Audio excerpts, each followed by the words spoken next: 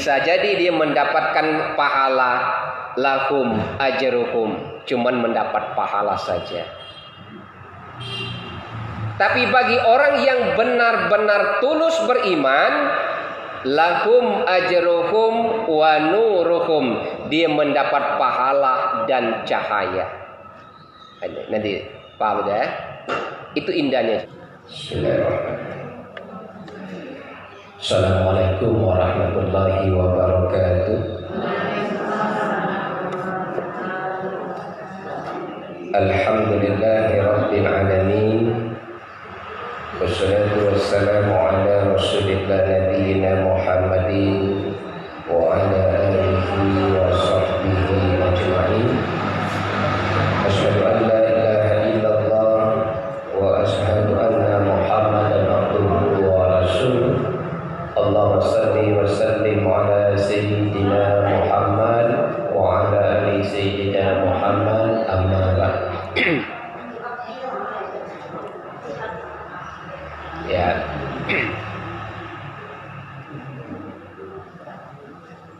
Dema. Ya. Alhamdulillah, syukur siang ini insyaallah dimulainya majelis taklim yang awal ini. Mudah-mudahan Allah memberikan keberkahan kepada kita semua. Amin.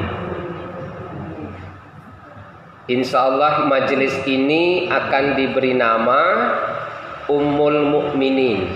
Nah, yang pernah kita bahas dulu di Masjid Taqwa. Ummul Mukminin itu wanita-wanita pendahulu yang dijamin masuk surga. Makanya dinamakan Ummul Mukminin, ibu dari orang-orang yang muslim yang perempuan. Siapa mereka? Khadijah, istri Rasulullah, Fatimah Az-Zahra, putri Rasulullah, Aisyah, istri Raja Fir'aun, dan Maryam binti Imran, ibu dari Nabi Isa alaihissalam. Keempat wanita itu adalah dikenal dengan Ummul Mukminin. Makanya insyaallah di Pagar Alam belum ada majelis yang namanya Ummul Mukminin, ya. Dan mudah-mudahan nanti kalau sudah terbentuk struktur, urus izinnya ke Kementerian Agama. Di bawah, kalau di Kementerian Agama tuh izinnya balik ke PK Pontren. Urusan majelis taklim itu di PK Pontren, di seksi pendidikan dan pondok pesantren. Tapi tetap harus koordinasinya melalui kantor POA dulu dari bawah. Ada formatnya. Selawat beriring salam, mari selalu senantiasa kita berselawat kepada junjungan kita Nabi besar Nabi Muhammad Rasulullah sallallahu alaihi wasallam. Hari ini kalau kita pengajian itu Bu macam-macam. Dari segi bahasa berbeda. Ada kita kenal dengan istilah ceramah, ya kan? Kalau ceramah itu ustadznya nyampaikan, umat cuman mendengar. Ada juga kalau namanya kajian, ya mengkaji, memahami, menganalisis apa nih yang kendaknya. Itu namanya kajian. Ada lagi istilahnya tablik akbar. Tablik akbar itu penyampaian secara besar-besaran. Bisa di musola, bisa di lapangan, bisa di masjid, bisa di kantor.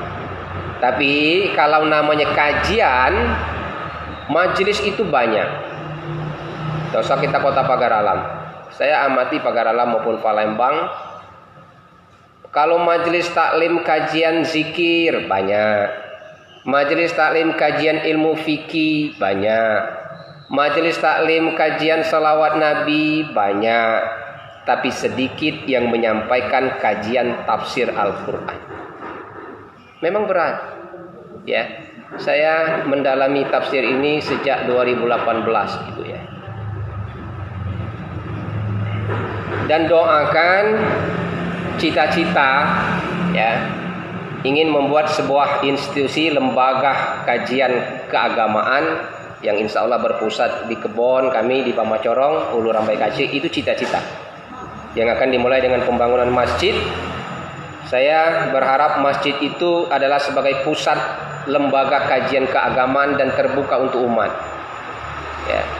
Kalau pondok pesantren sudah banyak, SD IT sudah banyak, tapi kita harus memulai dari kajian majelis taklim, dan insya Allah bangunan itu nanti akan dimulai dari umat untuk umat. Jadi mudah-mudahan aku cuma berdoa kepada Allah sebelum akhir hayat masjid itu berdiri. Itu harapan. Karena umur tidak muda lagi, apalagi Ibu Wati guruku di SD Madae. Ya, aku sudah 43, apalagi Ibu. Ya, sudah 43. Itu yang pertama. Yang kedua, kenapa kita harus belajar tafsir? Kadang-kadang orang itu menganggap tafsir itu berat, Ustadz. Kami baca Quran lagi belum paham. Sebenarnya tafsir itu memahami maksud ayat itu apa. Itu Bu. Makanya suatu saat kalau seandainya Ibu ada di Palembang, saya setiap Jumat malam Sabtu itu ada di Masjid Darul Falah Jalan Karantina dekat bandara, khusus kajian tafsir. Ya, ayat Al-Hadid ini sudah 1,5 tahun baru sampai ayat ke-19 kami kaji di sana. Kalau yang tidak hadir, saya live langsung lewat Facebook. Facebook saya namanya Ummul Mukminin. Setiap ada kajian pasti saya live-kan. Ya, itu. Nah, sebelum pengantar, saya jelaskan dulu, Bu. Sumber hukum ajaran agama Islam itu ada 3. Ini pahami. Pertama Al-Quran, kedua hadis, ketiga ijtihad para ulama yang kita kenal dengan ilmu fikih. Ya, ini 3 sumber. Makanya kalau kita tidak memahami 3, seringkali kita menyalahkan orang. Ya. Kenapa Al-Quran perlu hadis? Kenapa Al-Quran dan hadis perlu fikih? Ada fungsinya. Karena kenapa Al-Quran itu perlu hadis? Masih banyak ayat-ayat Al-Quran itu yang bersifat mujmal, yang perlu penjelasan. Dan ada juga ayat Quran yang sudah jelas, tapi ada ayat Al-Quran yang perlu penjelasan oleh hadis maupun fikih. Contoh, aku gambarkan kenapa kita perlu belajar hadis, tafsir, dan fikih. Tentang perintah puasa. Ayyaman ma'dudan, ya kan? Berpuasalah kalian dengan hari-hari yang ditentukan. Al-Quran tidak menjelaskan apakah kita puasa 29 atau 30. Itu contoh. Lalu bagaimana kita menetapkan puasa, apakah 29 atau 30? Ru'yatul hilal, lihat perintah hadis Nabi. Itu contoh, makanya ayat Quran itu masih banyak perlu penjelasan. Yang kedua perintah sholat misalnya. Aqimi sholat, dirikan sholat. Itu Quran. Al-Quran tidak menjelaskan bagaimana tata cara sholat. Makanya belajarnya diteraskan oleh hadis Nabi. Shollu kama ra'aitumuni usolli. Sholatlah kamu sebagaimana aku sholat, kata Nabi. Pak Ustadz, kenapa sholat pakai bahasa Arab? Karena Nabi mengajarkan sholatlah kamu sebagaimana aku sholat. Makanya Nabi pakai bahasa Arab. Ya, jadi itu pengantar, Bu. Nah, jadi ini cara pengambilan hukum sekilas. Al-Quran itu sumber hukum pertama. Kalau seandainya Al-Quran tidak jelas, hadis yang menjelaskan. Kalau Al-Quran dan hadis tidak jelas, artinya tidak ditemukan sumber hukum, dan itu terjadi di tengah-tengah umat. Ijtihad, lahirlah ilmu fikih. Nah, ya. Quran tidak jelaskan, hadis tidak menjelaskan, fikih tidak menjelaskan, langsung diponis bid'ah. Jangan. Ijtihad para ulama di akhir zaman, dibentuklah Majelis Ulama Indonesia untuk mengeluarkan fatwa. Mereka yang berhak, karena mereka kumpulan orang-orang ahli ilmu dan ahli agama. Ini kita tidak keliru. Tidak ada dalam hadis bid'ah, dolalah, dakhalan nar. Jangan. Tidak seperti itu belajar agama. Makanya saya punya istilah, semakin kita pahami ilmu ini, semakin banyak kita belajar, semakin tahu kita kekurangan kita. Nabi Bapak Ibu, kalau dia menjelaskan kepada umatnya dan ditanya oleh umatnya misalnya, ya Rasulullah apa hukumnya ini? Rasul tidak menjelaskan kalau wahyu tidak turun ketika itu. Nah, pelajaran yang diajarkan Rasul, dia tidak menjelaskan kepada umat kalau tidak ada wahyu yang turun. Artinya untuk kita orang yang awam, yang mungkin belum sampai ilmunya ke situ, kalau ada pertanyaan orang atau umat jamaah bertanya, kita belum bisa menjawabnya karena kita belum ada dasar dalilnya. Insya Allah dijawab nanti. Kita cari dulu, jangan langsung vonis ini salah, itu salah. Ya, itu sekedar pengantar. Siang ini kita coba menyampaikan ayat 19 Quran surat Al-Hadid. Ya, kita fokus. Sudah dibuka? Kita baca sama-sama. 1, 2, 3. A'udzu billahi minasy syaithanir rajim. Bismillahirrahmanirrahim. Ayat 19 ketemu? Ya. Wallazina amanu billahi wa rusulihi ulaika humus siddiqun. Ketemu? Wasyuhada'u 'inda rabbihim lahum ajruhum wa nuruhum wallazina kafaru wa kazzabu bi ayatina ulaika ashabul jahim. Temu ya? Nah, coba ibu bareng sampai 2 kali Pak. 1, 2, 3. Bismillahirrahmanirrahim. Ya.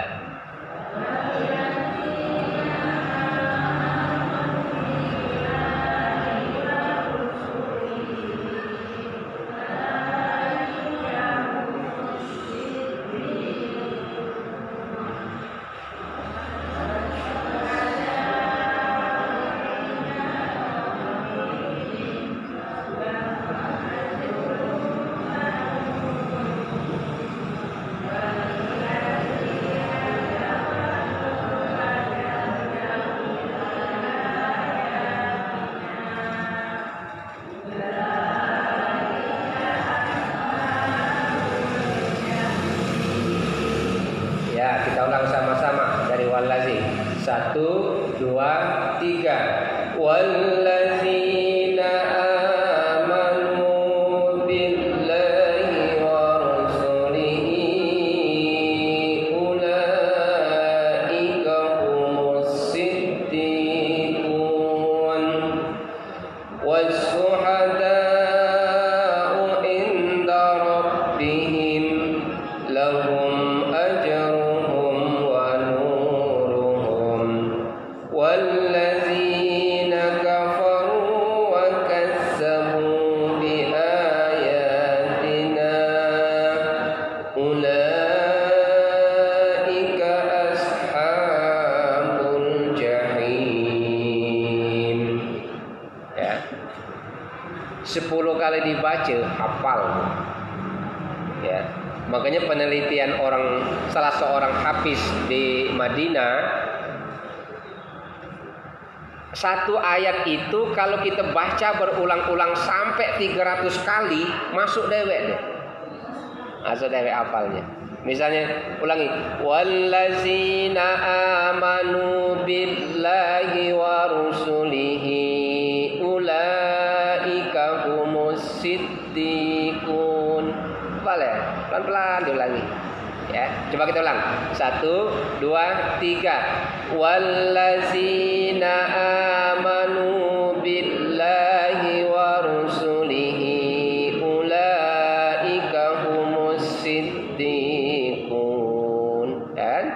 Pertama lihat. Pertama tuh mata kita ini fokus merekam. Ya, sampai 2-3 kali kita terekam. Ya. Wa syuhada'u 'inda rabbihim lahum ajruhum wa nuruhum wallazina kafaru wa kazzabu bi ayatina ulaika ashabul jahim. Ya. Sekali lagi biar masuk auranya, Bu. Sama-sama dari walazi. 1 2 3.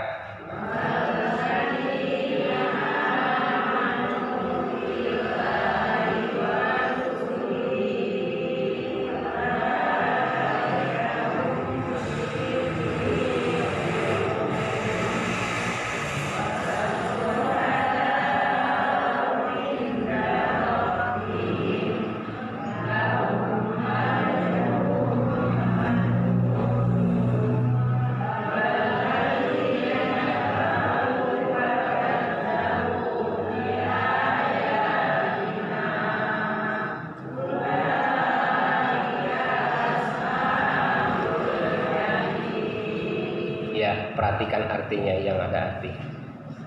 Wallazina amanu billahi wa rusulihi ulaika humus siddiqun. Dan orang-orang yang beriman kepada Allah, lihat kalimatnya.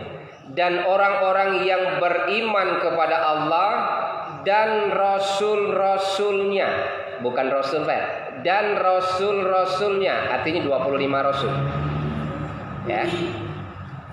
Ulaika humus siddiqun. Mereka itulah orang yang benar-benar tulus hatinya. Nah, ini maksud tafsir itu sebenarnya ya benar-benar tulus hatinya. Wa syuhada'u inda rabbihim, dan mereka itu menjadi saksi di sisi Allah, di sisi Tuhannya. Wa syuhada, syahadat, saksi. Menjadi saksi di sisi Tuhannya. Siapa yang menjadi saksi? Rasul Allah. Nanti kita jelaskan. Ya. Kemudian kalimat selanjutnya, lahum ajruhum wa nuruhum. Mereka mendapat pahala, wa nuruhum, dan mendapat cahaya. Nah, ada pahala, ada cahaya. Nanti kita jelaskan. Ya kan? Wallazina kafaru wa kazzabu bi ayatina. Tetapi bagi orang-orang yang kafaru, kafir. Nah, wallazina kafaru, dan orang-orang yang kafir, wa kazzabu, dan orang-orang yang mendustakan ayat-ayat Allah, bi ayatina, ayat-ayat Allah. Paham ya? Itu lemak sebenarnya belajar ini, Bu. Saya bahas ayat ini di Majelis Palembang sampai 3 kali pertemuan satu ayat. Ulaika ashabul jahim. Mereka itulah penghuni neraka jahim. Nah, siapa penghuni neraka jahim? Balik ke kalimat awal. Wallazina kafaru wa kazzabu. Orang kafir dan orang pendusta. Mereka akan ulaika ashabul jahim, menetap di dalam nerakanya Allah. Paham, Bu? Ya. Maksud tafsir itu seperti ini. Contoh kalimat awal pertama. Wallazina amanu billahi wa rusulihi ulaika humus siddiqun. Ada kalimat siddiq. Siddiq itu artinya benar.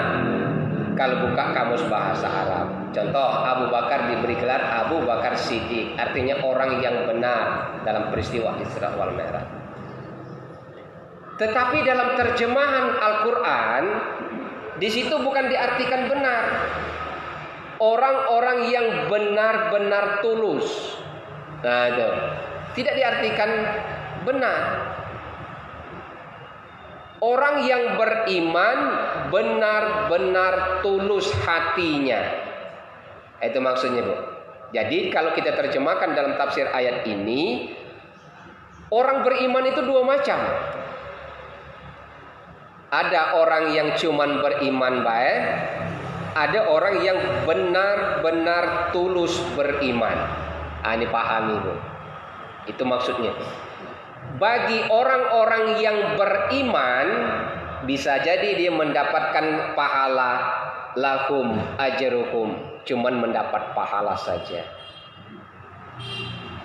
Tapi bagi orang yang benar-benar tulus beriman, lahum ajruhum wa nuruhum, dia mendapat pahala dan cahaya.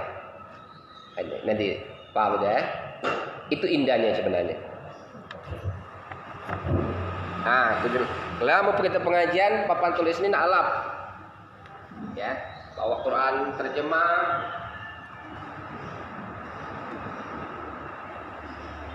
Ada kalimat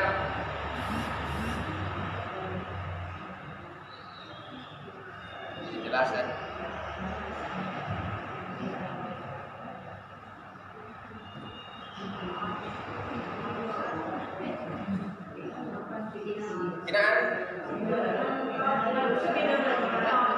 Ya. Ada kalimat siddiqun. Kalimat awal ketemu. Siddiq itu artinya benar. Tapi dalam ayat ini Allah gunakan kata benar-benar tulus. Itu beda deh. Ya, benar-benar tuh. Artinya orang itu, Bu, ada orang itu yang cuman beriman. Tapi ada orang yang beriman benar-benar tulus hatinya karena Allah dan Rasul. Contoh, orang yang beriman baik. Makanya segala sesuatu itu dimulai dari niat. Ada orang yang mendapat pahala karena beriman. Dapat rezeki, infak dan sedekah. Beli nasi bungkus, bagi ke anak yatim panti asuhan. Ya kan? Tapi jalannya tidak baik. Bisa jadi duitnya dari riya, riba, dari duit nganak ke musim misalnya. Niatnya baik, ingin berbagi. Tapi jalan sumbernya tidak benar-benar tulus karena Allah. Ya kan? Nah, jadi ayat pertama itu wallazina amanu billahi wa rusulihi ulaika humus siddiqun. Dan orang-orang yang beriman kepada Allah dan Rasul-Rasulnya, mereka itulah orang-orang yang tulus hatinya karena Allah. Nah, tulus itu maksudnya model ini. Dia beriman karena Allah. Dia beribadah karena Allah. Dia berinfak, bersedekah, berzakat karena Allah. Dia menuntut ilmu karena Allah. Makanya kalimatnya billahi, karena Allah. Jadi kalau orang-orang yang memang tulus hatinya beriman karena Allah dan Rasulnya, dia mendapatkan dua pahala. Makanya ayat di tengah itu lahum ajruhum wa nuruhum, ya kan? Dia mendapat pahala dan cahaya. Itu Bu. Kalau kita ingin mendapat pahala, ajruhum saja mudah. Catat baik. Itu dulu di Masjid Perikanan Al Jaziliyah ya, kita sudah belajar tentang infak. Al-Baqarah 261 memberikan gambaran seperti ini. Orang yang berinfak atau bersedekah di jalan Allah, ya kan? Al-Baqarah 261. Sama seperti orang menanam satu biji. Biji itu tumbuh, kemudian punya 7 ranting. Satu ranting padi ada 100 buah. Artinya kalau kita berinfak dan bersedekah satu kebaikan, Allah ganjar pahalanya berlipat ganda menjadi 700 kebaikan. Nah, tapi dalam konteks ayat ini, orang yang berbuat baik jelas dapat pahala, tapi belum tentu dapat cahaya. Nah, cahaya itu didapatkan memang karena dia benar-benar tulus karena Allah. Pertanyaannya, Ustadz, bagaimana ciri orang yang beriman itu mendapat cahaya Allah? Nah ini kan, kelihatan saat hidup di dunia bu, orang-orang yang mendapat cahaya itu. Seringkali kita mendengar kalau ada ustadz menjelaskan orang yang selalu menjaga wudhu, katanya pasti wajahnya bersinar, cahaya bersih, benar. Ya kan? Tapi dalam konteks ayat ini, orang yang mendapat cahaya baik di dunia maupun akhirat itu kelihatan. Apa cahaya itu? Jangan diterjemahkan wajahnya bersih, bersinar. Bukan itu maksudnya bu. Orang yang mendapat karena dia beriman karena Allah dan Rasul, diberikan Allah cahaya dalam hidupnya. Kelihatan dari tingkah lakunya. Ucapannya selalu berbicara tentang Al-Quran dan kebaikan. Tingkah laku akhlaknya menjadi contoh dan teladan dalam kehidupan sehari-hari. Ya kan? Hartanya yang banyak digunakan untuk membantu sesama, berjuang di jalan Allah. Ilmunya yang luas, dia berbagi. Bukan untuk naik pangkat, kita sekolah. Tentang jadi pegawai supaya bisa golongan 4 ambil S2, misal. Niatkan dua-duanya. Baik niat untuk kerja maupun untuk berbagi. Jadi orang yang mendapat cahaya, kata Allah dalam konteks ayat ini, ya, hanya diberikan kepada orang yang beriman dan tulus karena Allah dan Rasul. Cahaya itu bisa dilihat kalau kita dalam kehidupan sehari-hari. Cara dia berpakaian, cara dia ngomong, karakter akhlaknya sehari-hari, bagaimana suri teladannya di masyarakat. Makanya dalam istilah bu, banyak orang yang bisa mengajarkan, memberi contoh, tapi sedikit orang yang memang jadi contoh, ya kan? Banyak orang yang bisa banyak menyampaikan kebenaran, tapi sedikit orang yang bisa menjadi panutan untuk menjadi sebuah kebenaran. Nah itu maksudnya cahaya. Itu maksud cahaya. Artinya model ini, kita beribadah itu harus benar-benar tulus karena Allah. Bukan karena ingin dipuja orang lain, bukan karena sombong, bukan karena ingin pamer ilmu kita luas, ya. Orang yang benar-benar tulus beriman kepada Allah itu terhindar dari perbuatan yang merusak tauhidnya kepada Allah. Terhindar dari syirik, terhindar dari khulafat, terhindar dari tahayul. Itu yang dimaksud ayat Allah ini. Paham sampai sini bu? Ya, baru sampai wanuruhum. Ada yang tanyakan?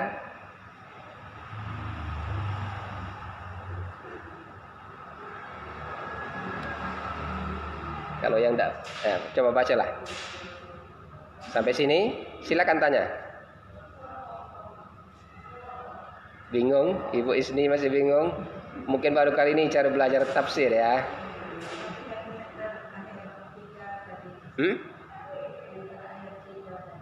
Yang terakhir? Belum, masih sampai tengah kita. Ya, baru sampai lahum ajruhum wa nuruhum. Sampai sini? Allah itu sangat indah membuat kalimat. Makanya kenapa saya ambil tafsir. Kalau tafsir Quran itu, maaf di ngomong, di dekat banyak aja membantah. Karena memang itu wahyu Allah. Tapi kalau kita bahas kajian fikih, berdebat. Hebat. Apalagi paham aliran. Tanya Qurannya tidak baca. Di Indonesia ini tokoh ulama tafsir Asia yang masih hidup ya, Profesor Dr. Quraisy Shihab. Kalau dulu Profesor Dr. Buya Hamka. Ulama-ulama terdahulu yang di luar Indonesia yang terkenal karya tafsir itu Ibnu Katsir. Kalau karangan Profesor Buya Hamka itu tafsir Al-Azhar. Ya, kalau Profesor Quraisy Shihab tafsir Al-Misbah kalau tidak salah, ya. Jadi silakan Bu baca-baca buku itu tentang karya-karya tafsir. Ya. Jadi itulah indahnya. Sebenarnya menjelaskan Al-Quran ini jumlah ayatnya 6.666 ayat, 114 surah. Ya. Kalau 6.666 ayat, satu ayat kalau aku menyampaikannya itu bisa 2 kali pertemuan. Nah, kalikanlah dengan umur, tidak cukup, Bu. Tidak cukup. Saya nyampaikan ilmu Quran surat Al-Hadid ini di Palembang sejak 2 tahun yang lalu, seminggu sekali model inilah. Baru sampai ayat 19 seminggu sekali. Bayangkan. Belum tuntas. Nah, itu gambaran. Jadi orang beriman itu terbagi 2. Ada yang beriman, ada benar-benar tulus hatinya beriman. Ya kan? Kalau orang beriman banyak, begitu syahadat sudah beriman.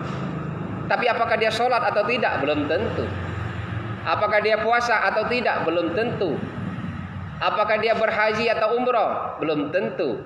Ya, ini cuma kategori orang beriman.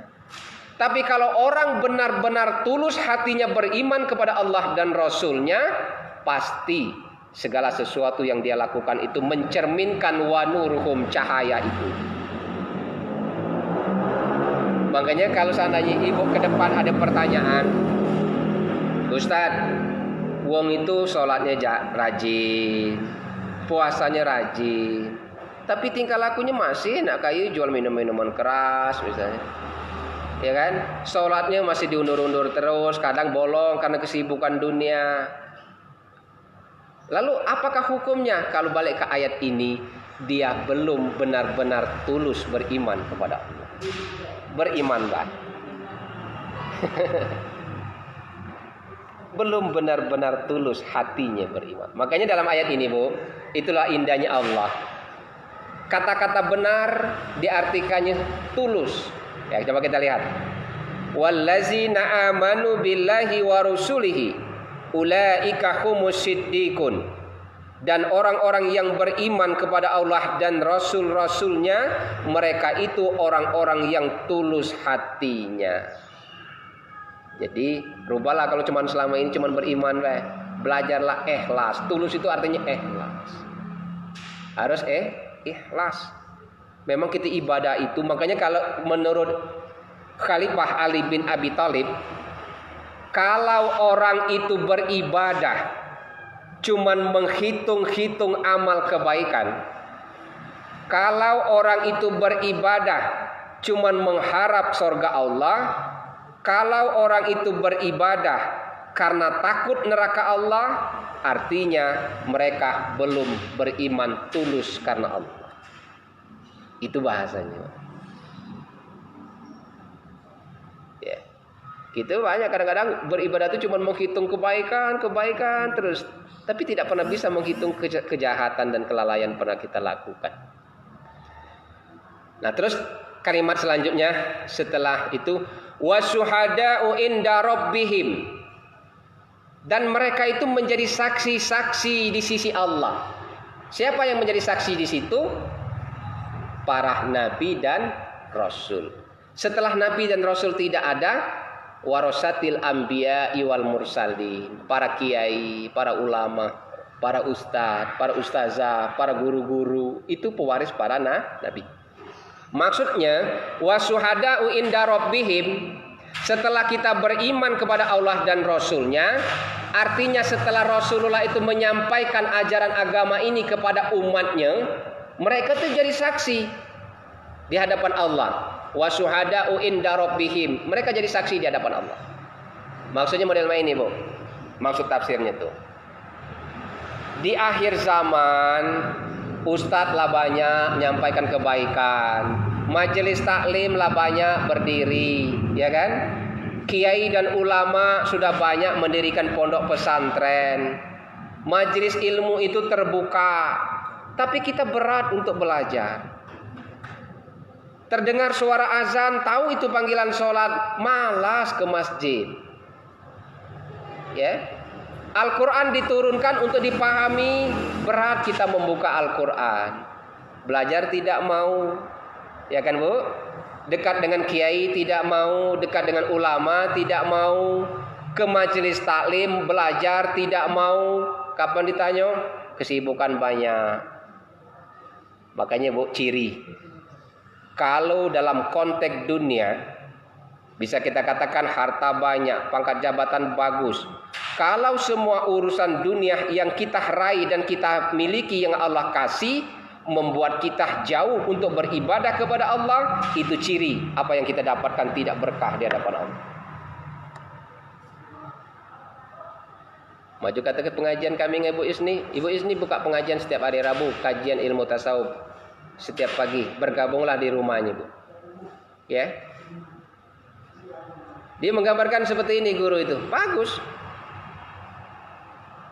Anggaplah kita sibuk dengan urusan dunia, mobil 3, ya kan? Kapan masuk waktu maghrib, si mobilnya sibuk mikirkan mobil ngambil jemput sayur belum balik. Kapan masuk waktu maghrib, kandang kambing belum dikatup, ya kan? Kapan masuk waktu maghrib, nak sedekah, nak itu ini, dilalaikan ibadah itu. Nah, maksud wasuhada'u inda rabbihim, para nabi dan rasul itu menjadi saksi-saksi. Artinya Rasulullah itu di hadapan Allah sudah habis kewajiban. Jangan lagi ngomong nanti saat di akhirat diadili oleh malaikat pada saat di padang mahsyar, kenapa tidak sholat, kenapa tidak puasa, kenapa tidak zakat. Lalu jawab kita, Rasul belum sampai, para kiai tidak nyampaikan, para ustadz tidak mendirikan majelis taklim, masjid-masjid ditutup. Tidak bisa kita bohong, Bu. Apa jawaban? Wasyuhada'u inda rabbihim. Aku, kata Allah bahasanya, telah mengutus para nabi dan rasul. Setelah rasul dan nabi wafat, lahirlah pewaris-pewaris nabi untuk menyampaikan ajaran agama. Kiai, ustadz, ustazah, ulama, majelis taklim. Jadi dia tahu kita nak ngelak. Itu maksudnya. Wasyuhada. Sampai sini, Bu. 20 menit lagi menjelang asar. Belum tuntas.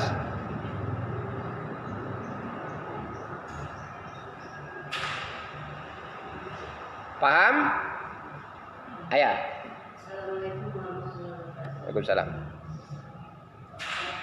Kami mengakui kalau saya memang selama ini kami untuk mengkaji ini baginda. Kami yang bersentuh sangat bersentuh hati yang mengatakan pada yang beriman yang semacam yaitu beriman Tulus beriman.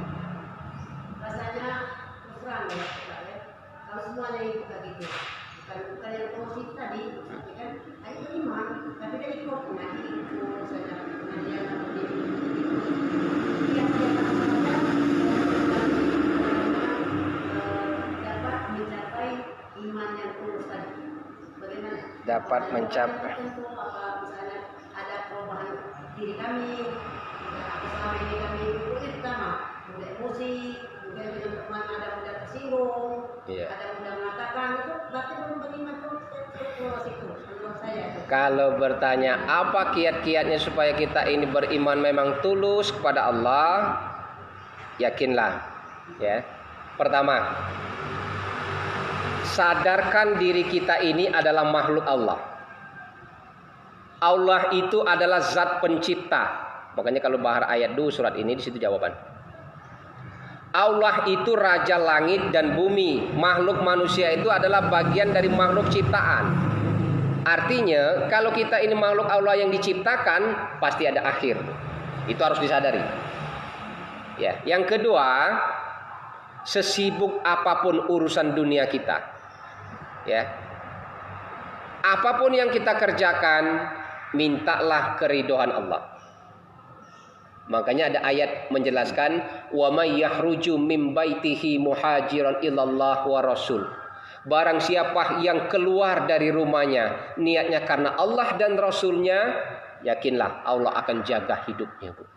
Keluar dari rumah tadi macam-macam.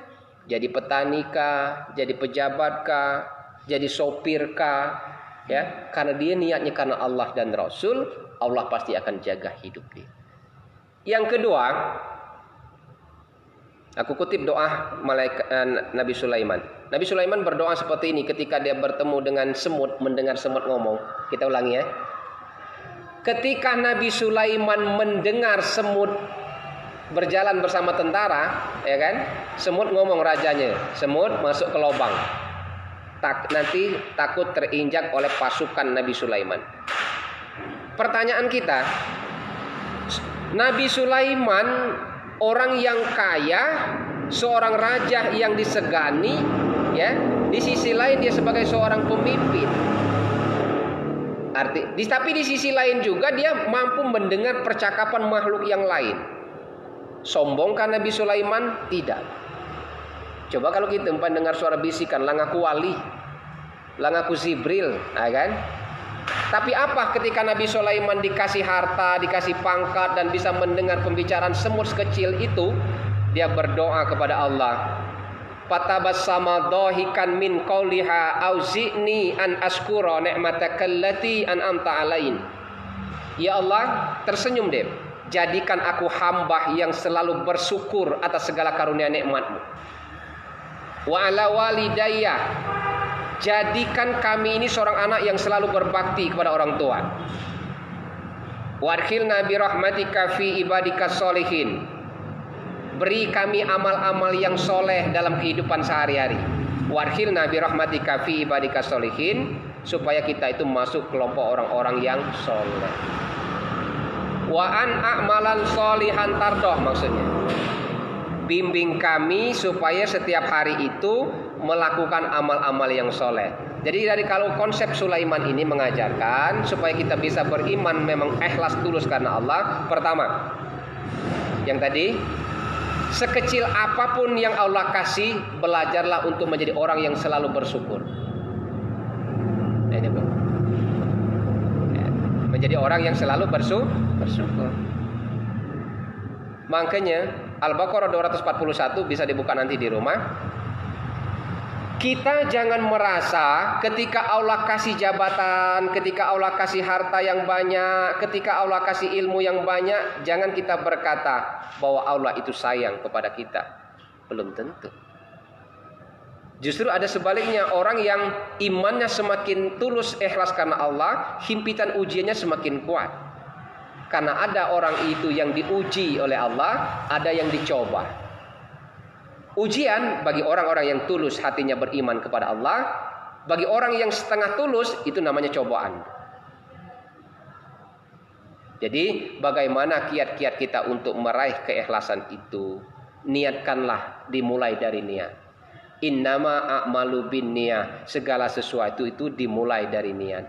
Contoh, ada orang tadi yang saya gambarkan niatnya baik, ingin menolong sesama, berzakat, berinfak, bersedekah, berbagi rezeki, tapi jalannya dari riba, menganakan duit. Berbuat baik tapi jalannya tidak baik. Ya. Jadi orang yang hatinya ikhlas beriman tulus karena Allah itu, jauhkan dari sifat sombong, jauhkan dari sifat khurafat. Khurafat itu syirik, baik kecil maupun besar, ya. Dan jauhkan dari perbuatan-perbuatan tercela yang menjauhkan diri kita untuk beribadah kepada Allah. Makanya Bu, berdoalah kepada Allah. Saya punya ungkapan seperti ini. Kita ini banyak kalau datang ke ustadz, datang ke kiai, datang minta doakan, minta ridhoi, cuman untuk urusan dunia terus. Nah itu, Ustadz ada tidak amalan supaya anakku bisa masuk pegawai negeri. Ustadz ada tidak amalan supaya warung ini rarehes, ya kan? Kiai ada tidak amalan supaya hidup ini ekonominya meningkat seperti Qarun, teman Nabi Musa. Jadi kebanyakan orang itu kapan datang ke kiai minta urusan dunia, bukan urusan akhirat. Cobalah kalau kita datang ke kiai, ke ustadz itu, Ustadz, kiai, ada tidak amalan supaya aku ini cepat ngapal Quran, cepat memahami hadis, dekat kepada para nabi dan rasul. Jarang yang model itu. Kapan datang ke kiai minta doakan urusan dunia terus. Ya, itu Bu ya. Nah, kita lanjutkan sedikit lagi. Wallazina kafaru wa kazzabu bi ayatina. Ini. Wallazina kafaru, dan orang-orang yang kafir. Wa kazzabu, dan orang-orang pendusta atau mendustakan bi ayatina, ayat-ayat Allah. Nah, ada kafir, ada kazabu, pendusta, ada ayat Allah. Aku jelaskan seperti ini. Pertama kafir.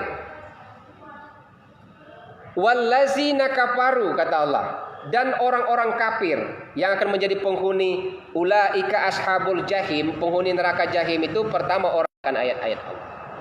Nah, ini dalam konteks ayat ini, Bu. Orang kafir tidak usah kita bahas, sudah jelas. Misalnya ibu ada pertanyaan, Ustadz, dia tidak seagama dengan kita, hidup satu kampung dengan warga kita, tapi kalau ada urusan kebaikan, gotong royong, dia nyumbang, dia membantu, itu inilah dan sebagainya. Perbuatan baiknya apa bernilai ibadah? Ayo.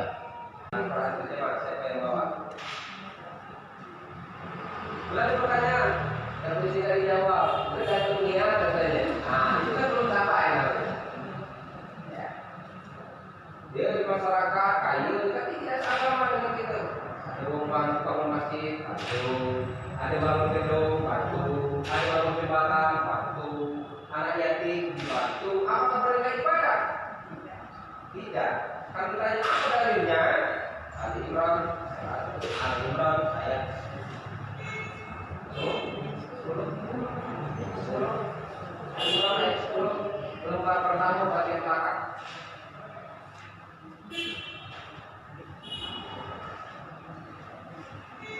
Kalau kita mengambil ayat ada hadis. Jadi boleh ditulis kosong. Lembar pertama bagian belakang. Temu?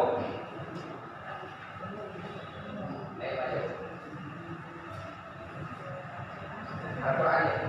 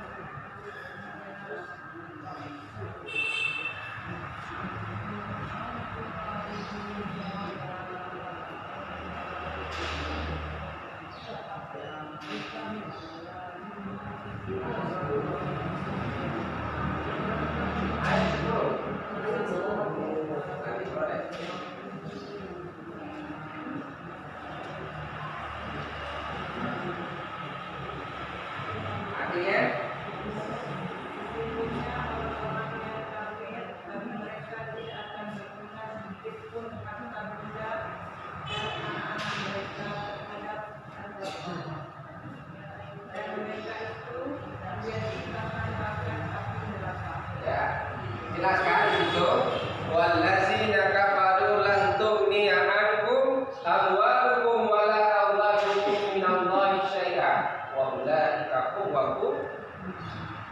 Dan orang-orang yang kafir tidak ada nilainya bagi mereka, baik harta maupun anak-anak, dan mereka tetap akan menjadi penghuni neraka. Ulaika hum waqudun, dan mereka itu tetap akan menjadi penghuni neraka. Kafir, perbuatan baik dia tertutup dengan kafirnya, Bu. Kafir itu tutup. Jadi segala sesuatu kebaikan yang mereka lakukan karena dia kafir tertutup, tertolak di hadapan Allah. Ya. Jelas ya orang kafir ya? Tidak usah kita bahas. Orang kafir sudah jelas.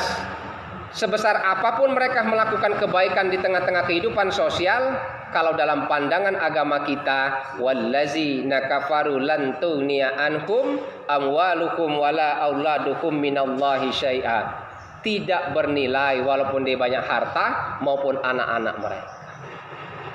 Ulaika hum waqudun nar, dan mereka itu penghuni neraka. Paham? Kita pindah ke wa kazzabu bi ayatina, dan orang-orang yang mendustakan ayat-ayat Allah. Nah, apa bu ayat-ayat Allah? Kalau wakazabu itu jelas dari barisan orang Islam, bukan orang kafir. Nah, ini maksudnya. Kalau wakazabu dari orang-orang Islam. Wakazabu, mereka mendustakan ayat-ayat Allah. Ayat Allah itu terbagi dua, bu. Al-Quran itu terbagi dua. Yang pertama kita kenal Al-Quran yang tercipta. Inilah yang namanya 30 juz. Ya kan? Tapi ada Al-Quran yang berbentuk alam semesta jagat raya. Itu juga Al-Quran. Itu juga Al-Quran. Jadi kalau ditanya bi ayatina, ayat-ayat Allah, apa ayat Allah itu terbagi dua. Ada yang berbentuk Al-Quran, ada yang berbentuk alam semesta jagat raya. Contoh, alam semesta jagat raya mengajarkan kejujuran kepada kita. Lihat buah manggis. Buah manggis itu kalau luarnya ngomong 5, dalamnya pasti 5. Ya kan? Nah, kita masih kecil lotrian dulu. Isi dalamnya berwarna putih, rasanya manis, dan tidak pernah buah manggis itu disentuh oleh hama atau ulat. Ya. Jadi orang yang baik itu, kata Allah melalui Al-Quran yang berbentuk alam semesta jagat raya, diumpamakan seperti buah manggis. Ulama yang baik, pejabat yang baik, kita yang baik, belajarlah dari buah manggis. Kalau luarnya ngomong jujur, dalamnya pasti jujur. Warnanya putih, rasanya manis. Jadi orang yang baik itu, kata buah manggis, di luar jujur, di dalam jujur, hatinya berwarna putih, rasanya manis. Itulah orang yang. Jadi kapan ditanya, apa ayat Allah? Terbagi dua. Ada Al-Quran, ada alam semesta jagat raya. Gunung, langit, ayat Allah. Tanaman dan tumbuhan, ayat Allah. Binatang, ayat Allah. Daratan dan lautan, ayat Allah. Semua di langit dan di bumi adalah ayat-ayat Allah. Semuanya itu diciptakan untuk manusia. Maka kita ini masih kufur itulah wakazzabu, pendusta. Sayuran Allah ciptakan untuk manusia. Binatang Allah ciptakan di daratan dan di lautan untuk manusia. Bumi Allah ciptakan untuk manusia. Nah, tapi kenapa kita wakazzabu? Mendustakan. Nah, mendustakan maksud ini. Dalam Islam kita mengenal istilah nafaqah, munafik, fasik, nifak. Ya kan? Secara umum baik. Munafik itu berasal dari kata nafaqah, menolak. Ya, menolak akan kebenaran ayat-ayat Allah. Orang yang menolak disebut munafik. Ciri munafik berkata dusta, dipercaya berkhianat, berjanji mengingkari. Kembali kepada wakazzabu bi ayatina. Penghuni neraka itu diantaranya orang-orang yang mendustakan ayat-ayat Allah. Artinya model ini mendustakan tubuh. Kembali kepada wasyuhada'u inda rabbihim tadi. Nabi lah ngajarkan nutup kuping seperti zaman Nabi Yunus. Nabi mengajak kepada kebaikan di jalan Allah, melempar dengan kotoran hewan seperti zaman Nabi Muhammad. Contoh kita di akhir zaman, kumpamakan tadi, pengajian banyak, masjid bagus-bagus, kita main lagi kan, kendaraan lah banyak, waktu ada, maka masih dendak belajar. Yang lebih parah lagi, kita tidak mau menunaikan kewajiban ibadah. Apakah sholat, zakat, haji, ibadah di bulan suci Ramadan, maka kita terkategori orang-orang yang wakazzabu, pendusta. Ya Bu ya, paham sampai situ? Yuk, jam 3, masih ada waktu sampai berapa kita asar? Ya, sampai sini Bu, kalau tidak paham ini silakan tanyakan yang lain juga apa. Kita ketemu lagi hari Rabu di Masjid Taqwa ya. Hari Kamis ya, tanggal 15 insya Allah. Insya Allah judul yang akan dibahas 4 golongan orang yang diharamkan masuk surga. Saat ini sangka sepi, tumburan ngai pengajian tempat ibu ya di Kelurahan Kuripan Babas. Kemarin minta aku nak ngisi, cuman bertumburan nggak di sini, dia tahu. Jadi kita tumburan di sana.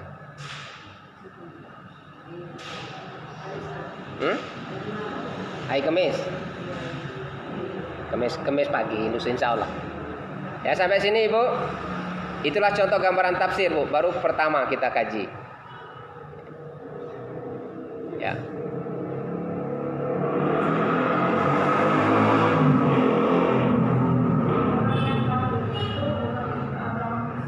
Apa? Oh, ya. Ada yang bisa jawab orang kafir secara umum pengertiannya? Orang kafir itu adalah orang yang tidak seagama dengan kita. Itu apa batasannya? Tapi jangan kita ngomongkan bahwa mereka itu ajaran mereka itu salah dan keliru, tidak bu. Jangan ya. Sebab di dalam negara kita saat ini kita ada 6 agama yang dilindungi undang-undang. Termasuk yang terakhir agama Konghucu. Jadi kalau ditanya semua ajaran agama itu baik, tapi tidak semua agama itu benar, karena kebenaran sesuai dengan penganut dan keyakinannya masing-masing. Pasal 29 undang-undang telah mengatur ya. Jadi pahami, semua agama dalam konteks kenegaraan baik, tapi tidak semua agama benar, karena benar tergantung keyakinan pemeluknya masing-masing. Orang Kristen dia menganggap ajaran agamanya benar. Orang Islam menganggap ajarannya juga benar dan sebagainya.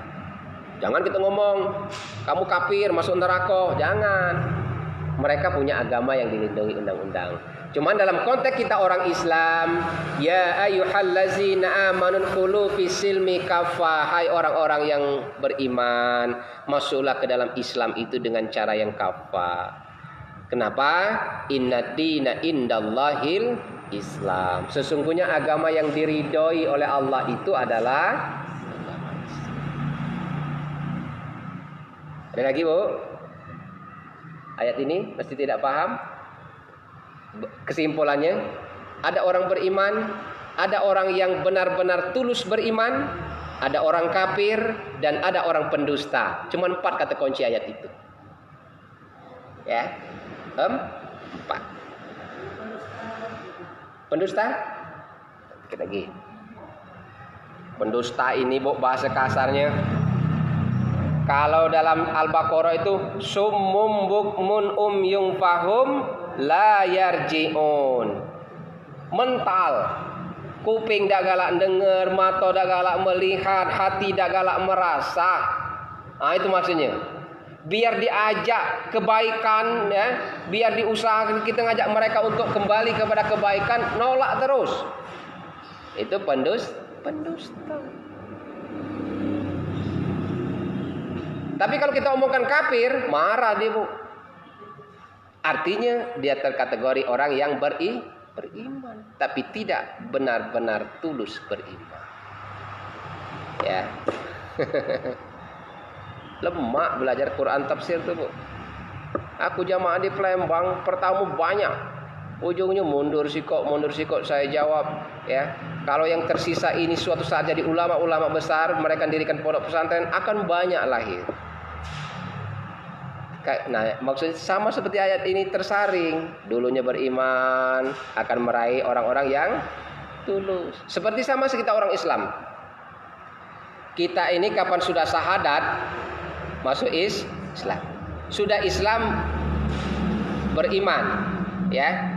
Setelah beriman akan sampai kepada tingkat muhsin, ikhlas.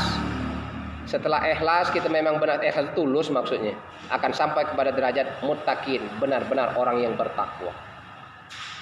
Meraih gelar takwa itu harus dilalui dengan benar-benar beriman. Makanya Abu Bakar Siddiq itu diberi gelar Abu Bakar Siddiq. Sebenarnya namanya Abu Bakar bae. Tapi pada saat Rasul pulang Isra wal Mi'raj bercerita dari sekian banyak sahabat dan orang-orang di sekeliling Arab, cuman Abu Bakar Siddiq yang memang percaya bahwa Rasulullah itu Isra wal Mi'raj. Kenapa? Karena dia memang benar tulus mempercayai Rasulullah itu sebagai seorang Rasul. Makanya diberi gelar Siddiq. Orang yang memang benar-benar tulus.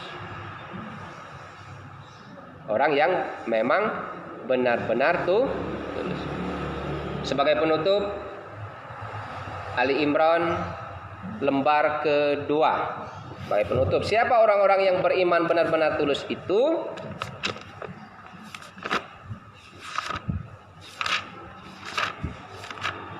Ayat 16 kalau tidak salah, Ali Imran.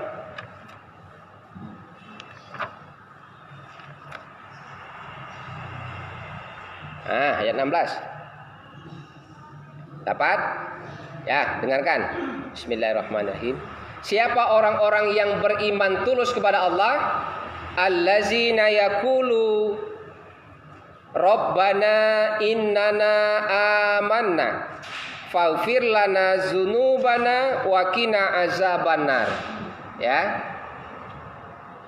Orang-orang yang berdoa, wahai Tuhan kami benar-benar beriman, maka ampunilah dosa-dosa kami dan lindungilah kami dari azab neraka. Jadi setelah kita mengaku diri kita beriman, kita berdoa itu mengakui lagi kepada Allah. Allazina yaqulu Rabbana innana amanna faghfir lana dzunubana wa qina azabannar. Hafalkan ayat ini, Bu. Baca doa selepas sholat itu lebih bagus. Ya. Ayat 16. Hafalkan setiap habis sholat baca doa. Lebih bagus doa itu ayat-ayat Al-Qur'an kalau. Ya. Catat, kalau di rumah dibuka. Ali Imran ayat 16. Al-Hadid tadi ayat 19. Al-Baqarah ayat 261 dan Al-Baqarah 241. Nah, bukalah itu yang berkaitan dengan ayat ini. Ya.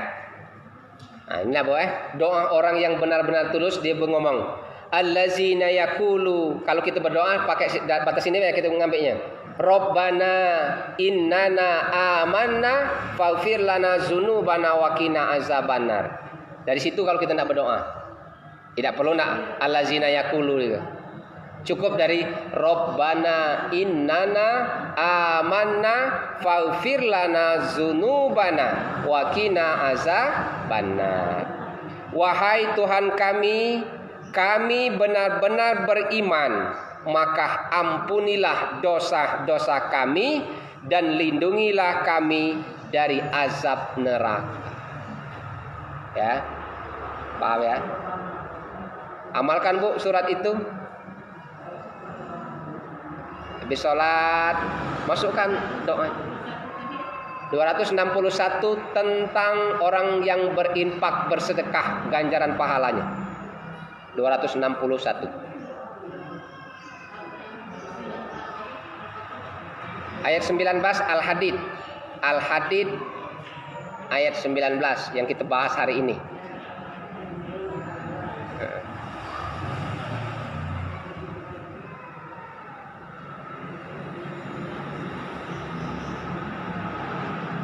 Ya, Bu ya. Doakah masjid kita cepat berdiri supaya ramai kita ngaji. Ya. Hidup itu di depan lu nak dikejar.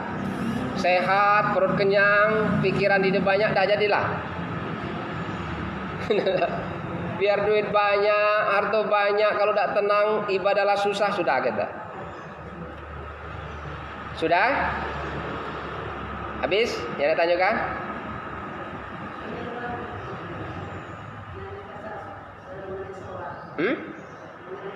Ya.